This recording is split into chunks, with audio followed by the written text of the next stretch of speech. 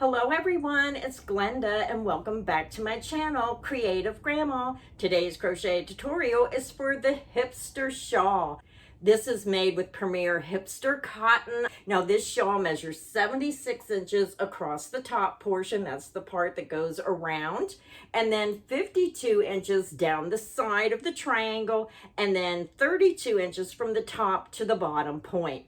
So this is what it looks like when you put it around your shoulders. It has a nice length that comes down past the elbows, right underneath the elbows to keep the shoulders and those upper arms warm. And then it goes across the back in a triangle shape. Now, if you prefer a more traditional shawl and want to use a solid color, then you can substitute the Premier Cotton Sprout yarn instead of using the Hipster cotton. So let me tell you everything you're going to need to make the Hipster shawl. For our project today, I am using the Premier Hipster cotton. It comes in a 229 yard skein, 210 meters, 3.5 ounces, and 100 grams. It's 100% cotton. It's classified as a number 3 lightweight yarn. Best of all, it's machine wash and dryable. Now I am using the color 2010-06 Rainbow Roller Skates. You're going to need 4 skeins of the Hipster cotton in the color of your choice. Now, if you prefer a solid color and don't want to use a self-striping yarn, you can substitute and use the Premier Cotton Sprout. If you look on the label, it's the same amount of yardage. You get 1 extra yard of the Cotton Sprout. So you can substitute and use the Cotton Sprout if you want to use a solid color. And they have many colors available. You're also going to need a size H8 or 5mm crochet hook. So let's go ahead and get started with the tutorial. To begin our project, I already have my yarn attached to my hook, and you can use whichever method you prefer to join your yarn to your hook. Now I want to remind everyone all my crochet tutorials are filmed using USA crochet terms. For this project, we're going to chain 242. So again, today we are going to begin and we're going to chain 242. I am using a size H8 or 5mm crochet hook. You're going to yarn over your hook and pull it through the loop on your hook. This loop on your hook does not count as a chain. So that's 1, 2, 3, 4, 5. Continue until you have 242 chains, and I'll be back and we'll start row 1. I'm back. I have my chain made. Now make sure you do a double stitch count and make sure you have 242 chains. So now we're ready to do row 1. So row 1 will be our base row. Row 2 and row 3 will be the repeat rows. So let's go ahead and begin row 1.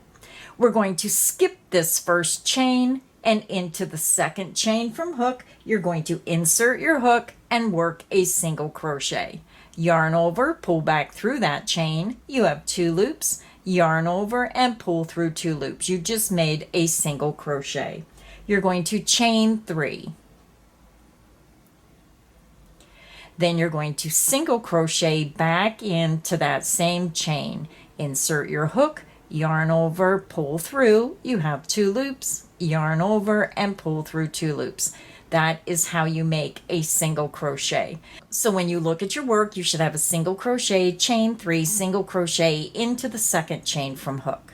Now we're ready to begin our repeat. You're going to skip the next 2 chains, 1, 2, into the next chain, insert your hook, work a single crochet, chain 3, and then single crochet back into that same chain. And again, when you look at your work, you should have a single crochet, chain 3, single crochet, all into the same chain. Let's do the repeat again. Skip the next 2 chains, 1, 2, into the next chain, insert your hook, work a single crochet, chain 3, and then single crochet back into that same chain.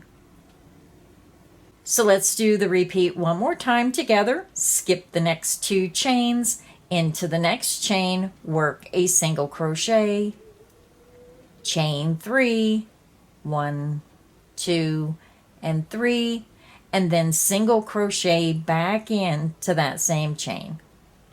And that is the end of the repeat, and you can see how your pattern is forming. So go ahead and continue. You're going to skip the next 2 chains, single crochet into the next chain, chain 3,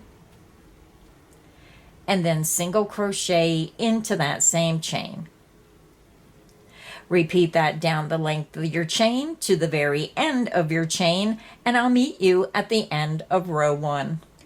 I'm over at the end of my chain. I have 3 chains remaining, so the repeat will end in the very last chain. So we're going to skip the next 2 chains, and into the last chain, work your single crochet, chain 3, and then single crochet back into that last chain. And this is what your work should look like. It's going to be a very long chain because we are working from the top and then decreasing down to the point. So to begin row 2, we're just going to turn our work. We are not going to chain. You're going to skip this first single crochet and insert right into the chain 3 space. That first chain 3 space, work a single crochet. Then you're going to chain 3 and then single crochet back into that same beginning chain 3 space. So when you look at your work, you're going to have a single crochet, chain 3, single crochet V-stitch right in the center of the V-stitch below. Then we're just going to work a single crochet, chain 3, single crochet in the chain 3 space of each V-stitch across. Go to your next V-stitch, insert into the chain 3 space, work a single crochet, chain 3, and then single crochet back into that same chain 3 space. Go to your next V-stitch, insert into the chain 3 space, work a single crochet, chain 3, and then single crochet back into that same chain 3 space. And again, when you look at your work, your V-stitch should be right in the center of the V-stitch below.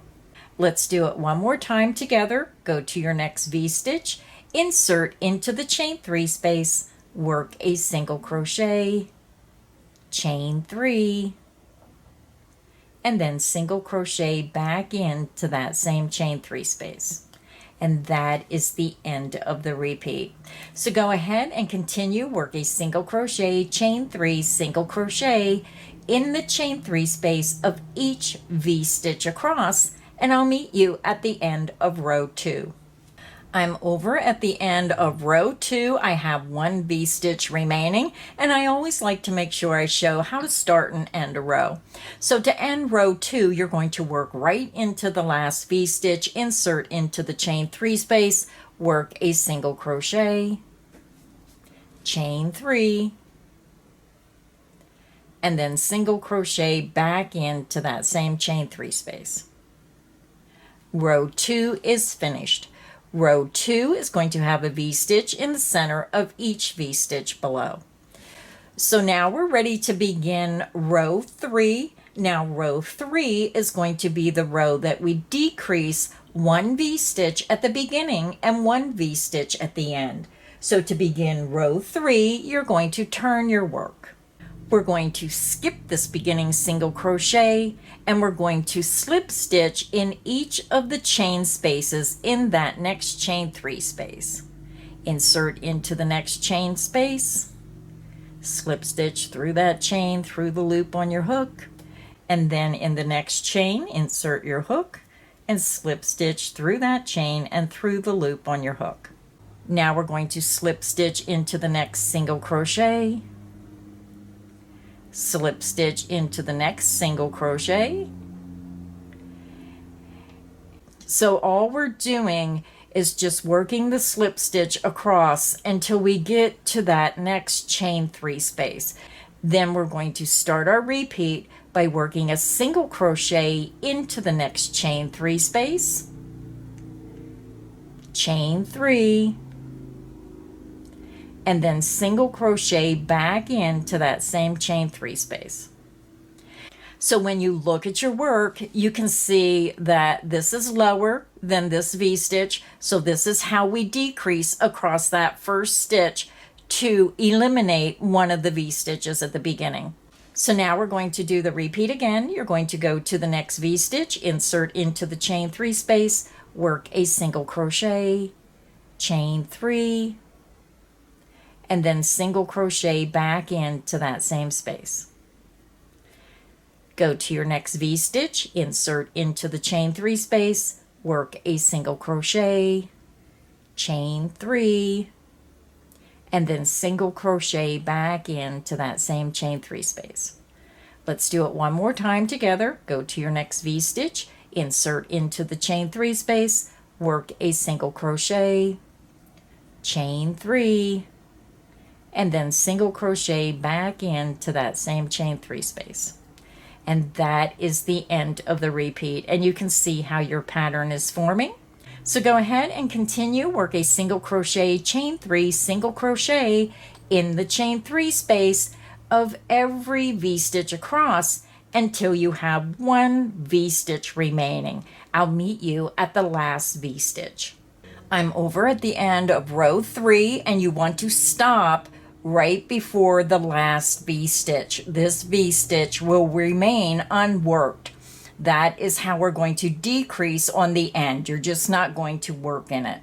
And when you do row 3, that is our decrease row where we're skipping the first and last V-stitch. So every time you repeat row 3 of the pattern repeat, you're going to have 2 less V-stitches. So to continue working on your shawl, you're just going to click back on the video and you're going to repeat row 2 and row 3 over and over until you get down to 1 V-stitch remaining. Now remember, when you're working this pattern, when you work row 2, you're going to have the same number of V-stitches as the previous row. Then when you work row 3, you're going to have 2 less V-stitches every time you repeat row 3 because you're skipping the first V-stitch and you're skipping the last V-stitch. So to continue working on your shawl for rows 4 through 81, you're just going to repeat row 2 and 3 until you're down to just 1 V-stitch remaining. I'll meet you at the end of row 81. I'm back. I'm over at the end of row 81. Now the shawl is way too big to get the entire shawl in the viewfinder, so it's going to be really wide at the bottom where you started in row 1, and then you're going to notice as you work it creates a scallop when you decrease on row 3. It just has that edging already on your shawl, and then we just keep working and you're going to notice that you get the triangle shape, and then you come down until you have 1 V-stitch remaining. So when you look at your work, row 80, you're going to have 3 V-stitches, and then when you work row 81, you're only going to have 1 V-stitch. To end row 81, you're just going to come over to that next V-stitch. You're going to slip stitch through the chain 3 space and then through the loop on your hook. And then we're just going to fasten off our work with doll scissors. So when I fasten off, I chain 2, pull my hook up, yarn out, grab, pinch, and pull down. So now I'm going to go ahead, weave in all my ends, and I'll be back and I'll show you the finished shawl. So our shawl is finished. This is what the finished shawl looks like. When you get it done, it's going to have that little bit of edging on it from the stitch pattern. This is what the back looks like. So if you enjoyed today's crochet tutorial, please make sure you hit that like button. Make sure you subscribe so you don't miss any of the crochet fun here on Creative Grandma's channel. So until next time, Stay inspired and happy crocheting. Bye, everyone.